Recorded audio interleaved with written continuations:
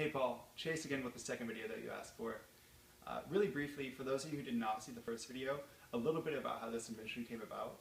I've been a cabinet maker for a while, and one of the things that's always frustrated me is during the installation process, I'd get a row of cabinets set, and then it'd come time to mark the scribes on my stiles, and I'd have to stop what I was doing, go to a different part of the house, get a coworker, possibly two depending on the size of the stile, have them come help me, hold the stile while I mark the scribe, and then I'd cut the scribe, come back, pass load the scribe on, and then wax putty my nail holes. And I just knew there had to be a better way.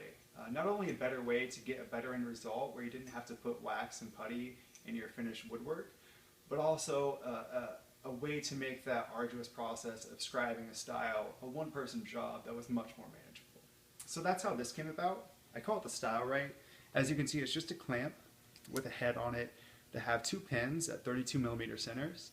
They're slightly under 5mm, and what that allows you to do, I'm going to switch prototypes for the rest of the demonstration. What that allows you to do is put the clamp head right in your shelf pin holes and center pressure from the clamp right on the cabinet sidewall. Now, Paul, you asked me to walk you through the scribing process. So one of the most standard ways that you have a stile on the scribe, you have a 1.5 inch scribe or stile that you want to end up with, and a 2-inch stile to begin with.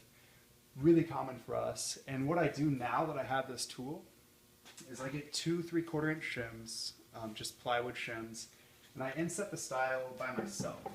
And this is something that coworkers at Fastcap have to help me with.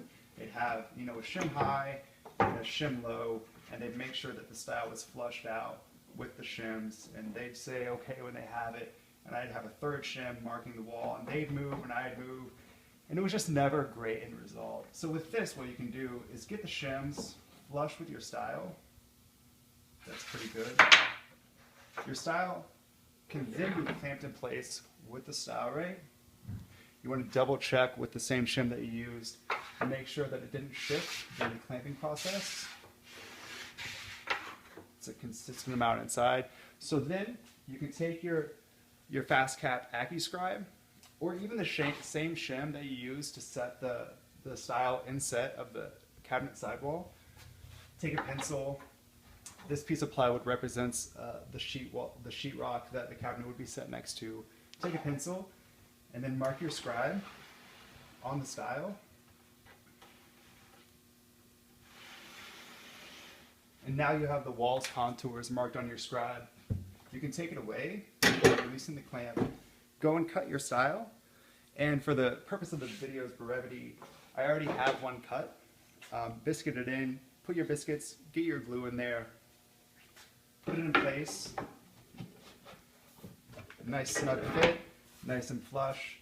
Centering the pressure on the stile, on the 3/4 sidewall from the cabinet, clamp it in place, and there you have a perfect stile done with one set of hands. You don't need pins, wax, putty. You do a 2-person job with one set of hands and a better end result.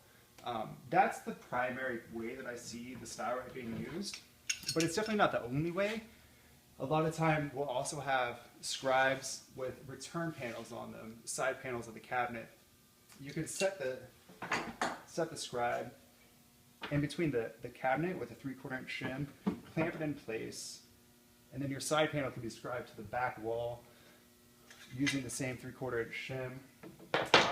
Just basically anytime you want to clamp something to a cabinet and you don't have access to the back, you can use this. And also, let's be honest, if you're clamping anything to a cabinet, even if you have access to the back, what's easier to cart around the shop? 6 24-inch clamps or a few really tiny 6-inch clamps that are lightweight. Just a much easier way to do something that we've all done. Thank you so much for your time, Paul, and everyone else watching. Paul, I look very forward to speaking with you soon. Thank you again.